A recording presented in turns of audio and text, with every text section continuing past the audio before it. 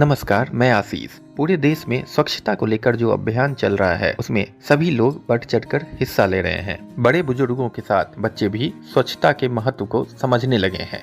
बच्चे स्वच्छ रहेंगे तो वो स्वस्थ रहेंगे, इसलिए स्वच्छता के प्रति जागरूक होना सबसे ज्यादा जरूरी है। इन्हीं सब बातों को जानने के लिए हमने जाना कि बच्चे क्या सोचते हैं स्वच्छता को लेकर, आखिर स्वच्छता के क्या मायने हैं उनके लिए और इसके लिए वो किन किन कदमों को उठाते हैं और कैसे अपने घर परिवार के साथ साथ अपने आस पड़ोस को स्वच्छ रखने में अपनी भूमिका निभाते हैं।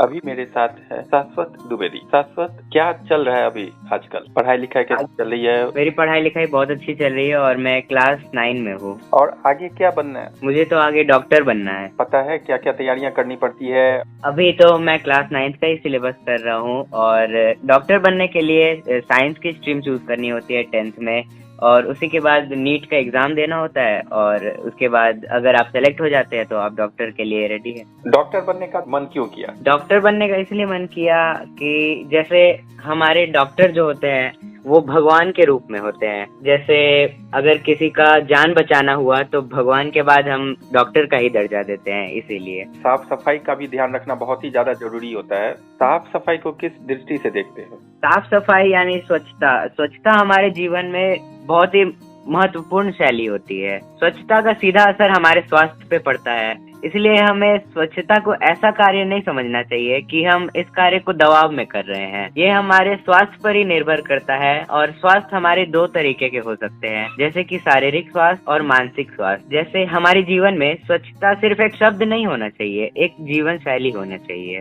और स्वच्छता के लिए किन किन बातों पे ध्यान देने की जरूरत महसूस है? स्वच्छता के लिए हमें डेली नहाना चाहिए और दिन में कम से कम 2 बार ब्रश करना चाहिए। और जैसे हमारे घर में कूड़ा कचरा जमा हो जाता है तो उसे हमें ऐसे किसी जगह पर नहीं फेंकना चाहिए। जो हमारे घर के आगे से कूड़े की गाड़ी निकलती है उसी में हमें कूड़ा कचरा फेंकना चाहिए। जो भी कूड़ा कचरा ऐसे फैला रहे हैं उन्हें हमेशा डस्टबिन में फेंकना चाहिए, क्योंकि गवर्नमेंट की तरफ से डस्टबिन रखी रहती है। जो भी कूड़ा कचरा हमारे पास होता है, चिप्स के पैकेट, ये सब को हमें डस्टबिन में ही फेंकना चाहिए और इधर उधर नहीं फैलाना चाहिए।